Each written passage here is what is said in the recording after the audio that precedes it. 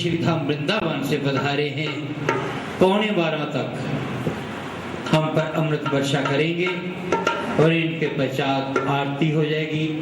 आरती करके सभी प्रसाद लेकर घरों को जाएंगे और अगले वर्ष की शुभकामना करते हुए जाएंगे कि हे ठाकुर, अगले वर्ष भी इसी भांति अपना ये शुभ सम्मेलन कराना, संतों और भक्तों के दर्शन कराना और हमारा समय प्रभु चरणों में बिताना। बोले वृंदावन बिहारी लाल की जय। बोलो श्री वृंदावन श्री गुरु चरण कमलेभ्यो नमः। श्री गुरु परम दयालु श्री कृष्ण चरण कमलेभ्यो नमः।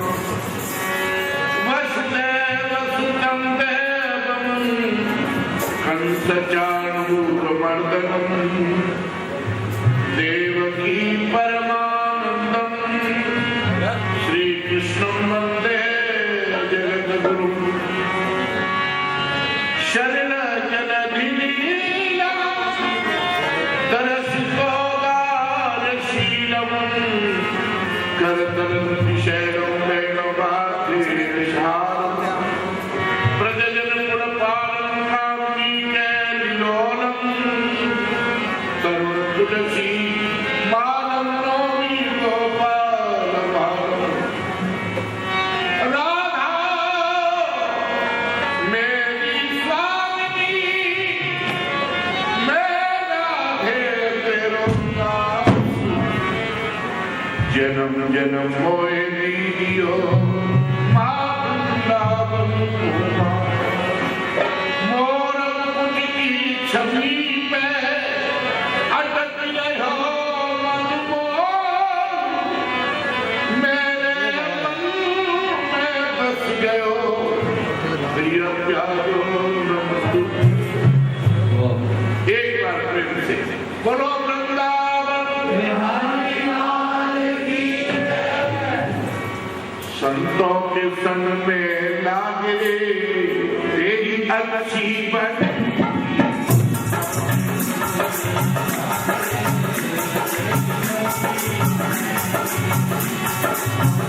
संग लागे तेरी अच्छी बने।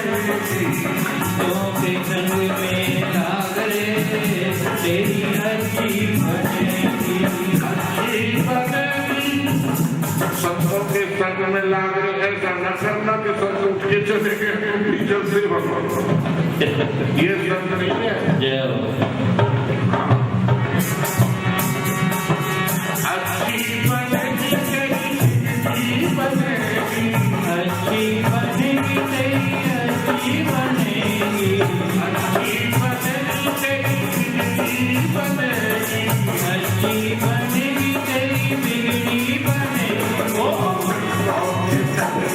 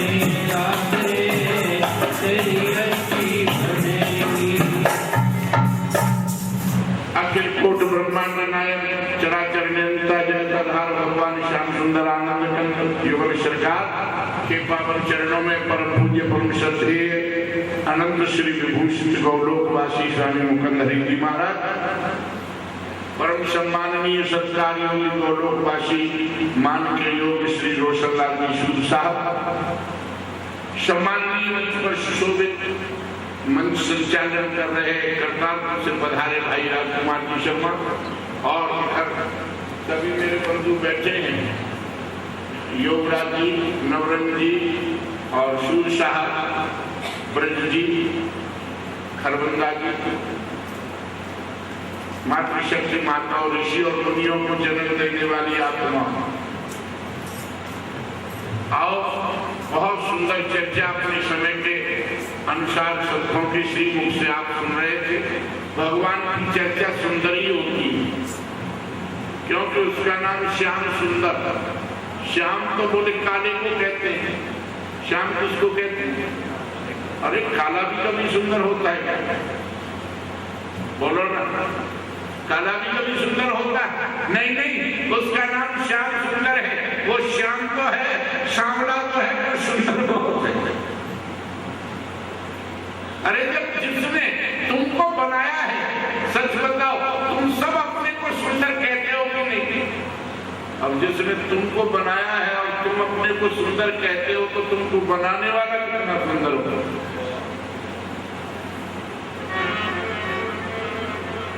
बहुत सुंदर आप रामायण की बात सुन रहे थे, हनुमान जी की बात सुन रहे थे।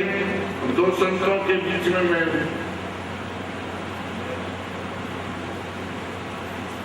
इधर भी संत और इधर भी संत, बोले बीच में कौन? एक बार हनुमान जी ने पूछा राम जी से, राम जी एक बात बताओ, तुम प्यार कितना करते हो? लक्ष्मण जी ने भी कह दिया हाँ हाँ हाँ बता दो राम जी के कितना प्यार करते हो। हनुमान जी ने कहा मुझे मुझसे कितना प्यार करते हो ये बताओ, जरा सुनना ध्यान से, काम की बात। लोग थोड़ी सी राम चर्चा कर गए थे, तो इसलिए थोड़ा सा भाव 2-4 मिनट का फिर कृष्ण चर्चा कर। राम जी ने कहा हनुमान मैं कितना प्यार करता हूँ, कितना करता हूँ? बोले मम प्रिय लक्ष्मण ते दूना, बोले जितना लक्ष्मण से करता हूँ उससे दूना प्यार तेरे से करता हूँ। मैं कथा को रोचक बनाने के लिए कुछ शब्द कह रहा हूँ, सच न समझ लेना, ये मेरी कहने की शैली है। लक्ष्मण बिगड़ गए, तभी लक्ष्मण से राम से बिगड़ सकते थे, हाँ, पर मेरे कहने का भाव समझना। लक्ष्मण बिगड़ गए, लक्ष्मण कहने लगे कमाल है, सुमित्रा माता को छोड़ करके मैं आया जंगल में राम जी के साथ, उर्मिला का त्याग करके मैं आया राम जी के साथ, 14 वर्ष हो गए मुझे चरण दबाते दबाते, कंदमूल फल लाता हूँ तो मैं लाता हूँ, और 2-4 महीने से एक बंदर मिल गया तो मेरे ही सामने कह रहे हैं कि दूना प्यार करता हूँ। आगे पीछे कह देते तो कोई बात नहीं। जरा लक्ष्मण को उम्र देखा तो लक्ष्मण ने पूछ लिया राम जी तुम दूना प्यार क्यों करते हो हनुमान से, कारण क्या है, कारण बता दो। तो राम जी बोले भैया हनुमान को क्या कहा है रामायण में, क्या उपाधि मिली है? देखो रामायण भी सुनते हो आप, हनुमान की उपाधि बताओ, क्या उपाधि दी है हनुमान रामायण में? अब मोए भरोसा हनुमंता, बोले बिना हरि कृपा मिले नहीं संता। हनुमान को संत कहा है, राम जी बोले लक्ष्मण हनुमान संत है और मैं भगवंत हूँ। मुझे लोग भगवंत कहते हैं और हनुमान को संत कहते हैं। अरे अगर संत न होते लक्ष्मण तो ये राम भगवंत न होता। इसलिए लक्ष्मण जी ने कहा दूसरा कारण बताओ। बोले दूसरा कारण सुनो लक्ष्मण, मुझे रामायण में कहीं भी देख लेना, किसी भी चौपाई में, किसी भी दोहा में, लक्ष्मण मुझे तुलसीदास बाबा ने केवल वीर लिखा है, रघुवीर मुझे तो केवल है, लेकिन लक्ष्मण जब इस राम पर संकट आता है तो हनुमान को इसलिए मैं हनुमान से दूना प्यार करता हूँ। बात लगने की है, हमारे पास लगती नहीं है। या तो बात लगी और बात बनी। तुलसी को तुलसी की पत्नी की बात लगी तो तुलसी से तुलसीदास बन गए। बात तो लगने की है, जिन पर लगी है वो बैठे हैं और जिनको नहीं लगी वो चले गए। या ये कह दूं, जिनकी समझ में सत्संग आ गया वो चले गए, जो ना समझे वो बैठे। हाँ और क्या, सत्संग सुनकर सत्संगी बनना आया। सत्संगी बनना बड़ा कठिन है।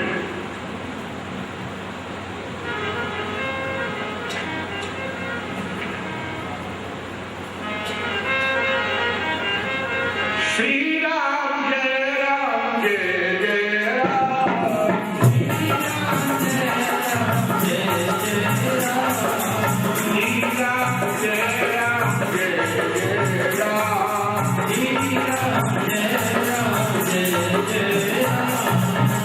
श्री राम जय राम जय जय राम, श्री राम जय राम जय जय राम, श्री राम जय राम जय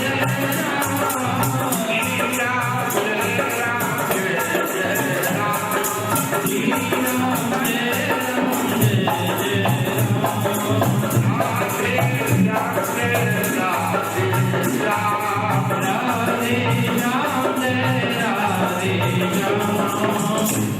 विभीषण को बात लगी तो विभीषण की बात बनी। या तो किसी की बात लगती है और या फिर किसी की लात लगती। रावण की लात लगी और विभीषण लात खाकर के चल दिया। बोले कहां चले? बोले राम की शरण। जब राम की शरण में जाकर के समुद्र के पार आए तो देखा चारों तरफ भगवान राम जी के शिविर लगे हुए हैं, उनमें भालू बानर बैठे हुए हैं। मैन गेट पर विभीषण आए। ये आपको रसिक बनाने की बात नहीं है कि रसिकता कैसे आ गई हमारे में। मैन गेट पर दो बानर खड़े हुए थे। विभीषण ने कहा अंदर जाने दो। बोले कौन हो? बोले रावण का भाई विभीषण हूँ। बोले क्यों आए हो? बोले राम की शरण में जाना चाहता हूँ। बोले अपने दरवाजे पर खड़े रहो, हम आदेश लेकर के आज्ञा लेकर के आते हैं। एक बानर दौड़ करके गया, सुग्रीव राजा के पास पहुंचा जो बानरों का राजा था। बोले महाराज महाराज की जय हो। सुग्रीव बोले क्या बात है? बोले रावण का भाई राम जी की शरण में आना चाहता है, आपका क्या ख्याल है? क्या आज्ञा है? सुग्रीव बोले ठहरो, मैं राम जी से पूछ के आता हूँ। राम जी के पास पहुंचे सुग्रीव। बोले प्रभु रावण का भाई विभीषण आपकी शरण में आना चाहता है, आपका क्या आदेश है? राम जी बोले भाई जामवंत को बुलाओ, सबसे बुरा आदमी है, उससे पूछता। सुग्रीव तेरा क्या ख्याल है? बोले मेरा ख्याल तो ये है कि राक्षस का भाई है, बांध के पटक दो। जामवंत को बुलाया, जामवंत से पूछा तुम सबने बूढ़े हो, बोलो मैं विभीषण को शरण में रख लूं या कोई और काम करूं? जामवंत करने लगे क्या करूं प्रभु, अगर कुछ काल ना हो गया, युद्ध वैसे चल रहा है। रावण ने कहीं भेद लेने पठवा तो सीता कहीं भेद लेने के लिए भेज दिया हो। बोले प्रभु मैं ना हाँ करता हूँ ना करता। जामवंत से पूछ लिया तो अंगद को बुलाया। अंगद ने कहा प्रभु सबसे क्यों पूछते हो? उससे पूछो ना जो जिससे मिलके आया है।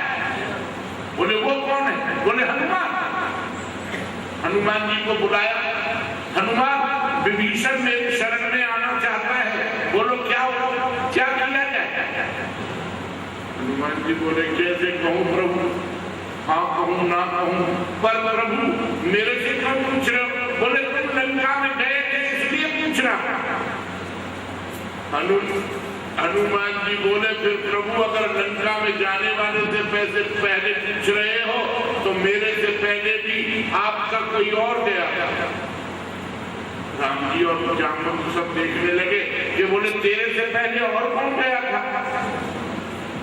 हनुमान जी बोले, प्रभु मैंने विभीषण की कुटिया पर तुम्हारे कंधे के धनुष बाण देखे थे, ये पहले पहुंचे हुए थे मेरे से। याद करो चौपाई, बोलो धनुष बाण बने हुए थे कि नहीं।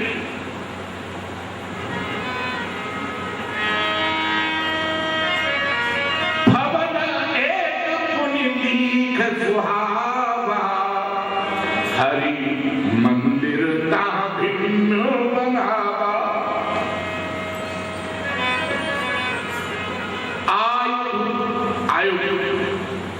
आयु माने राम जी के धनुष बाण का चिन्ह बना हुआ है विभीषण की कुटिया पर। ये तुलसीदास जी रामायण में लिख रहे हैं, मैं नहीं कह रहा। हनुमान जी ने कहा, प्रभु आपके कंधे के धनुष बाण पहले पहुंचे हुए थे, इनसे पूछो। भगवान राम जी ने धनुष को भी एक टेबल पर रखा, बाण को भी एक टेबल पर रखा। धनुष से पूछा, क्यों भाई धनुष मैं विभीषण को रख लूं। धनुष कहने लगा, प्रभु मैं तो टेढ़ा हूं, मुझे तो सारे बंदे बोलो ना टेढ़े नजर आते हैं। धनुष को एक पास से कर दिया।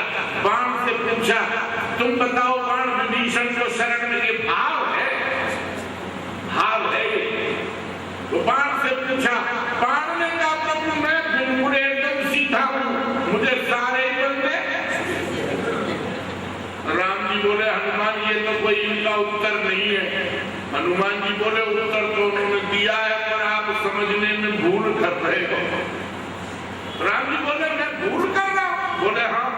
बोले, प्रभु जब टेढ़ा भी तुम्हारे पास रह सकता है, सीधा भी तुम्हारे पास रह सकता है, तो विभीषण चाहे टेढ़ा बन के आया हो या सीधा बन के आया हो, तुम्हारा क्या बिगाड़ देगा।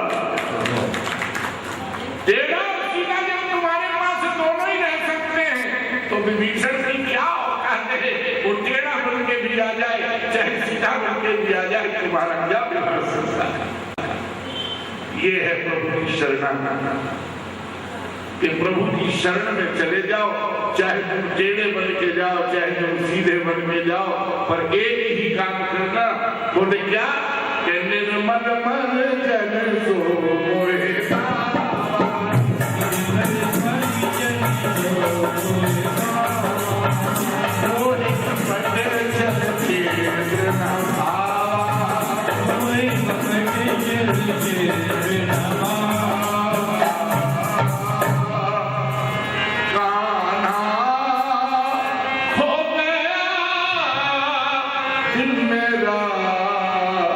तेरे वृंदावन में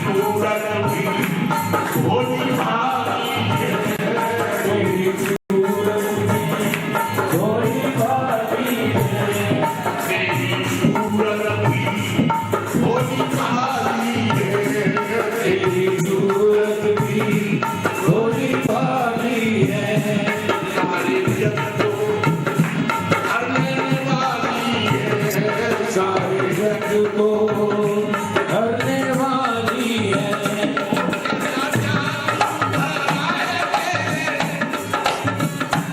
कैसा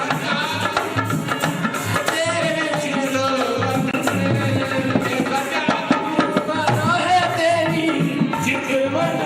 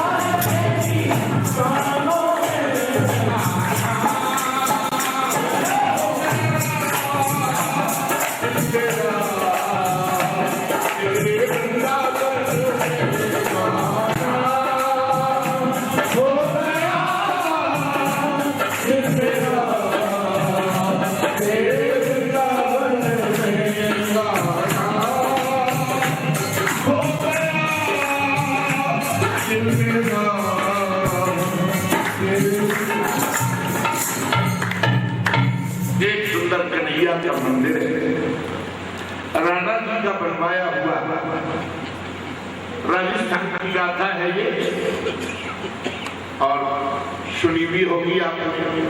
बहुत सुंदर कन्हैया का मंदिर है, और कन्हैया के मंदिर में एक पुजारी रहता है, बूढ़ा पुजारी है, सिर के बाल सफेद हैं, दाढ़ी भी सफेद है, लेकिन मंदिर में बैठा हुआ क्या के मन के भाव तरंगों से के नाम की मैया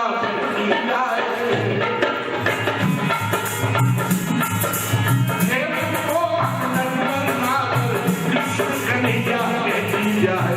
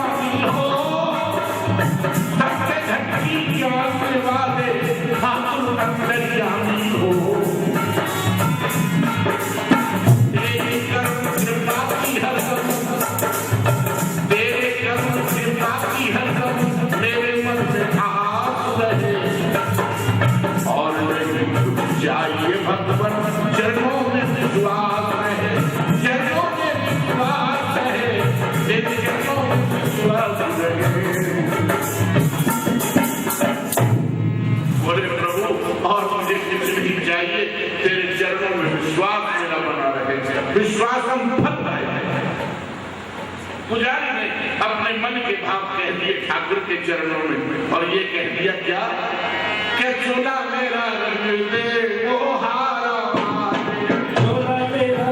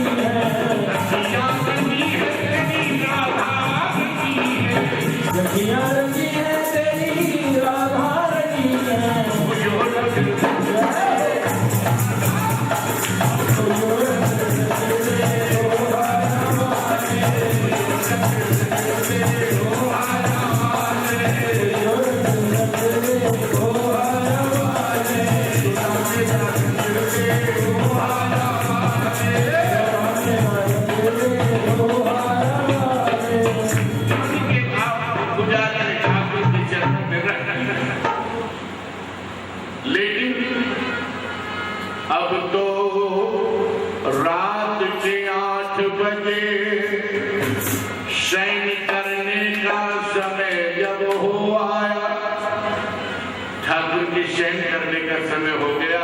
ठाकुर का पट लगाना है, मंदिर का दरवाजा बंद करना है, लेकिन ठाकुर के गले में माला है। वो माला रोजाना राणा को पहनाते। वो ठाकुर जी के जो गले में फूल माला थी वो फेंकी नहीं जाती, वो किसी को प्रसाद रूप में दी जाती है। रोजाना राणा जी आते थे सायंकाल शयन के समय पर, वो पुजारी राणा जी के गले में डाल देते थे माला को। आज राणा जी नहीं आए, देखा दरवाजे की तरफ नहीं आए, क्या करें? अब तो पुजारी उस माला को अपने गले सजाता है कि देखा समय हो गया, राणा अब तक नहीं।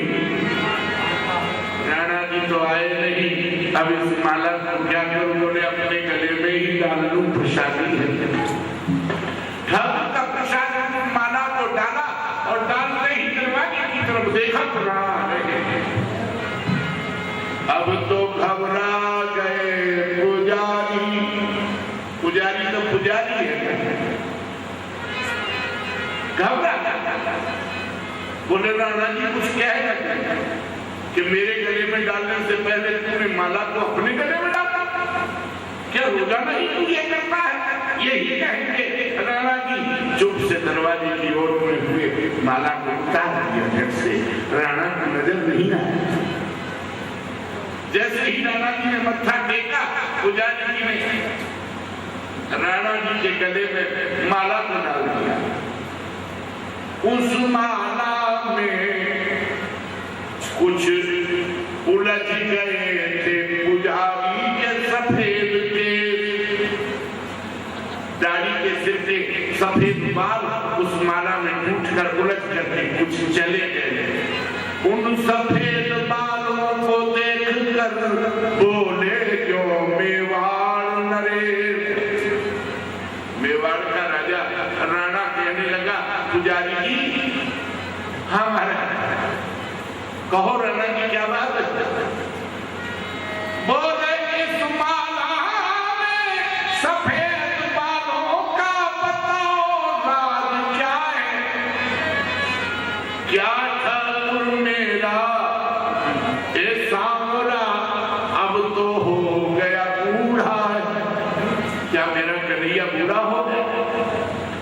इस माला में सफेद बाल है और ठाकुर जी के गले में डली हुई माला को तुमने मेरे गले में डाला है, लेकिन इन सफेद बालों का राज समझ में आ रहा है कि मेरा ठाकुर भी बूढ़ा हो गया। पुजारी जी ने भी हाँ में हाँ कह दिया। क्या हाँ राणा जी, ऐसा मुझे भी लगता है कि ठाकुर बूढ़ा हो गया।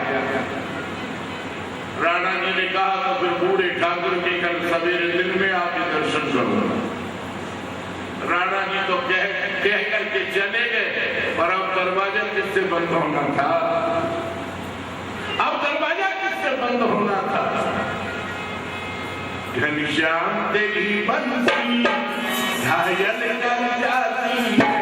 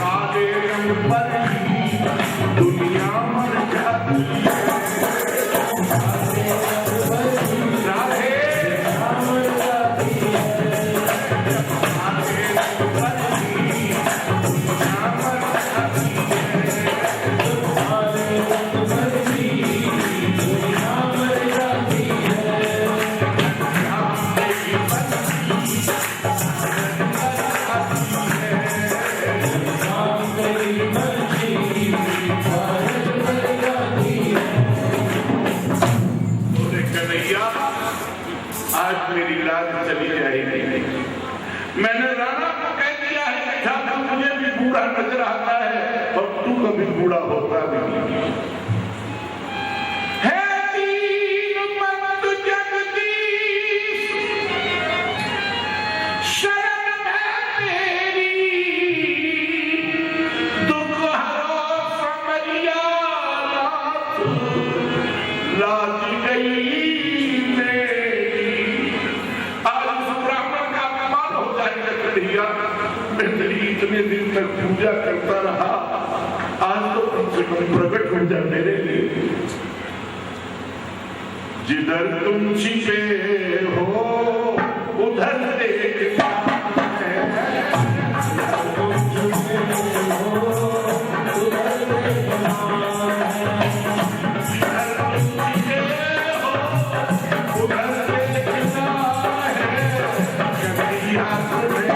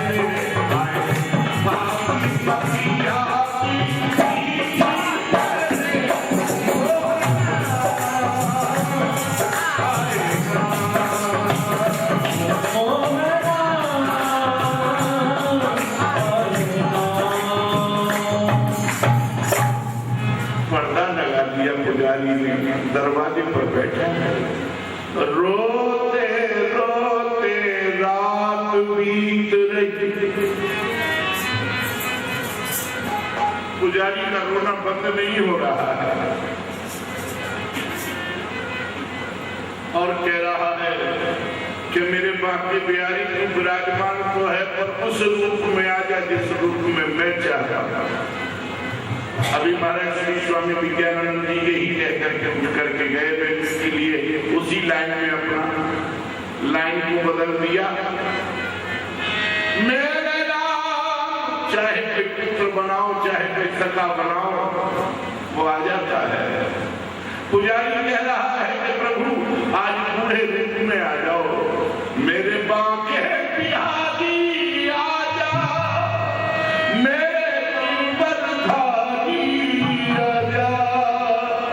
तुझे ढूंढेगा हम जाऊंगा, मेरे गिरबधारी आजा, मेरे रास बिहारी आजा, तुझे ढूंढेगा हम जाऊंगा।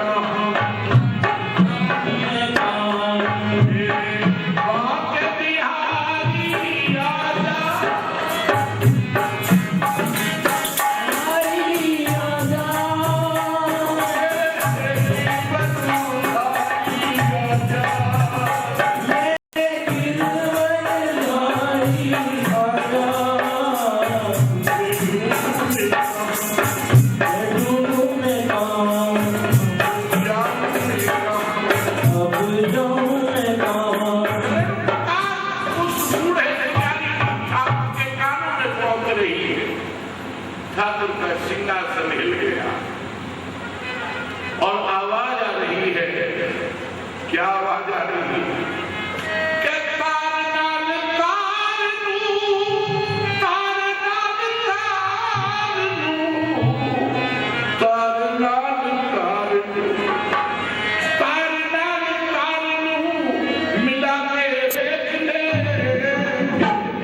आएगा जवाब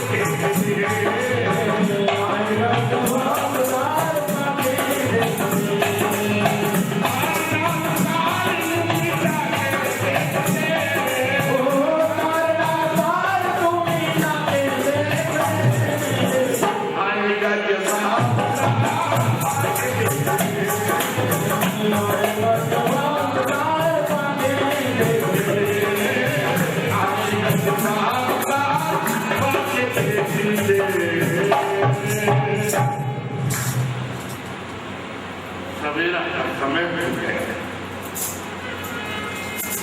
रोते रोते रात बीत गई, दिन का प्रथम पहर आया, मंदिर खुलने का समय हुआ, पुजारी मन में घबराया, लेकिन मंदिर तो खोलना ही था।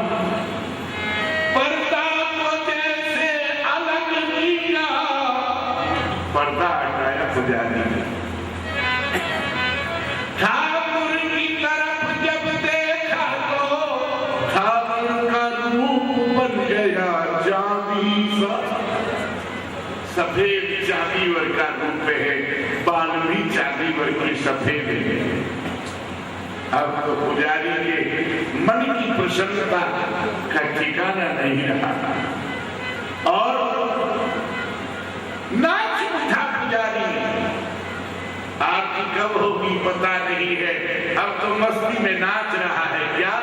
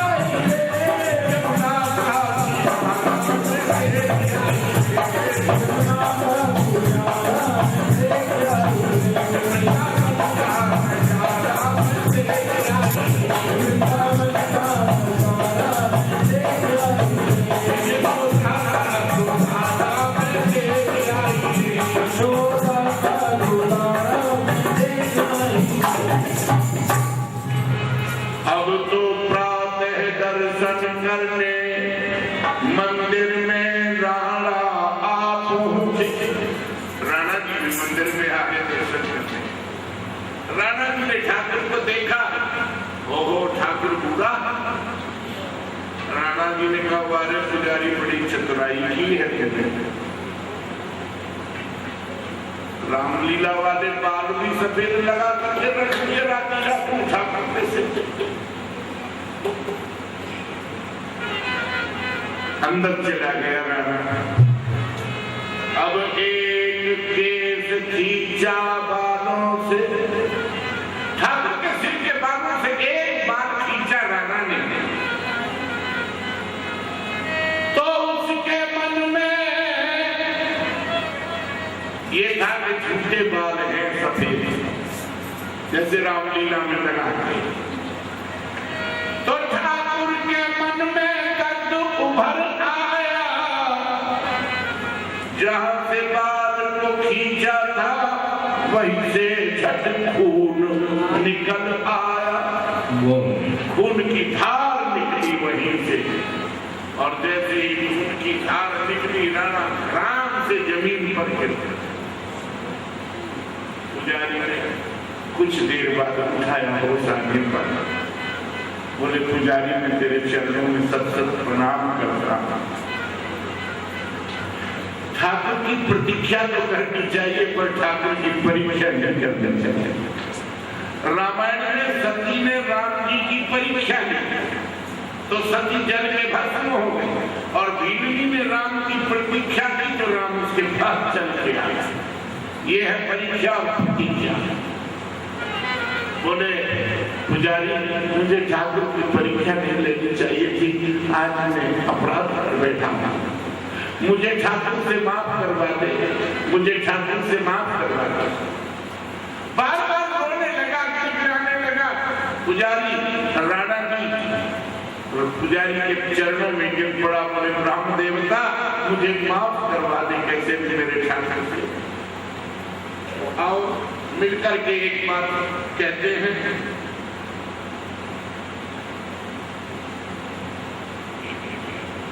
कि जो सामने को सदा ढूंढता है उसे एक दिन सामरा ढूंढता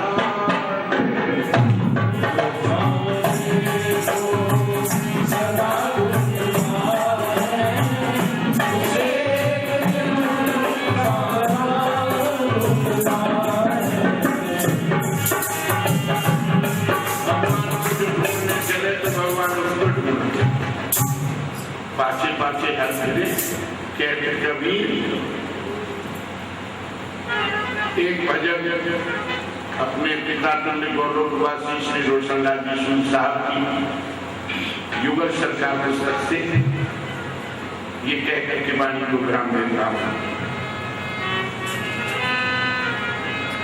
अरे दुनिया वालों मेरे सामने ये सूद साहब का लिखा हुआ युगल सरकार का पुस्तक, उन्हीं के चरणों में श्रद्धांजलि के रूप में। अरे दुनिया वालों मेरे सामने कभी आप अपना बना करके देखो। अरे दुनिया वालों मेरे सामने को कभी आप अपना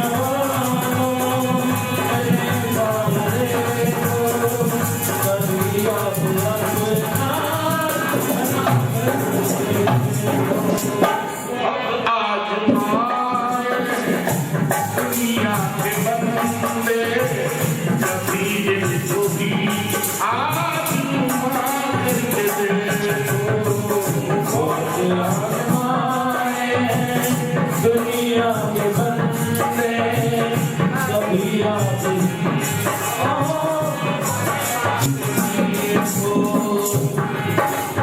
गोविंद बोलो हरि गोपाल गोविंद बोलो हरि गोपाल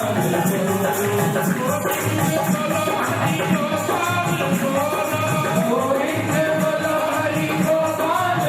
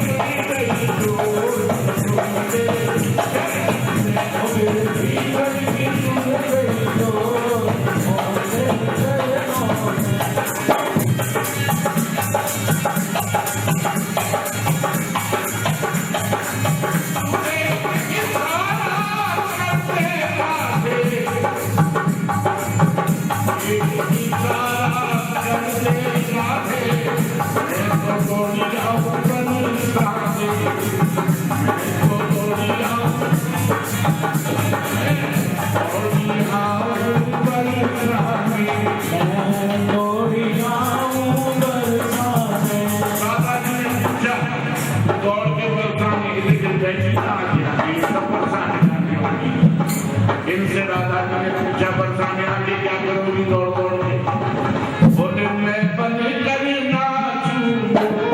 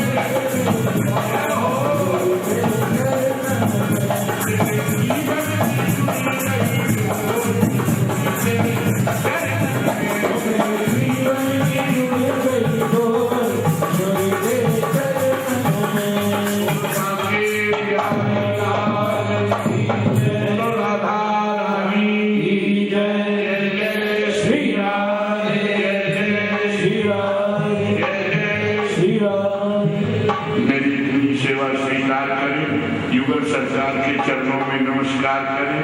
आगामी कार्यक्रम की सूचना भैया राजकुमार से इंतजार करें। कुलवंदे बिहारी लाल की जय। बहुत बहुत धन्यवाद। बाबूलाल जी शर्मा जी का बड़े सुंदर भाव में हम लोगों पर अमृत वर्षा की।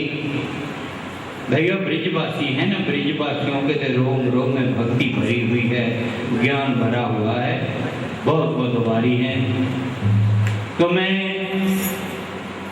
चंडीगढ़ मंडल का महामंडल की तरफ से बहुत बहुत आभार प्रकट करता हूँ, जिन्होंने बहुत अनथक मेहनत करके बहुत ही सुंदर कार्यक्रम कराया है। ठाकुर जी ने बड़ी कृपा की है। भैया तन से, मन से, धन से, सब प्रकार से इन्होंने सेवा की है। खाने की सेवा, रहने की सेवा, हर प्रकार की व्यवस्था, और सबसे बड़ा निर्विघ्नता से जो काम खत्म हो जाए। आज इस सम्मेलन का समापन की तरफ बढ़ता जा रहा है। ठाकुर जी से आगे भी नमन निवेदन करेंगे, प्रार्थना करेंगे कि इसी भांति सबके भाव बनाए रखें और आगे भी इसी भांति ये शुभ कार्यक्रम कराते रहें, क्योंकि संसार के कर्म तो सब पे चलते रहते हैं, लेकिन वो लोग बड़े खुशनसीब हैं जो अपना समय, अपना धन, अपने तन से सेवा ठाकुर के प्रति करते हैं।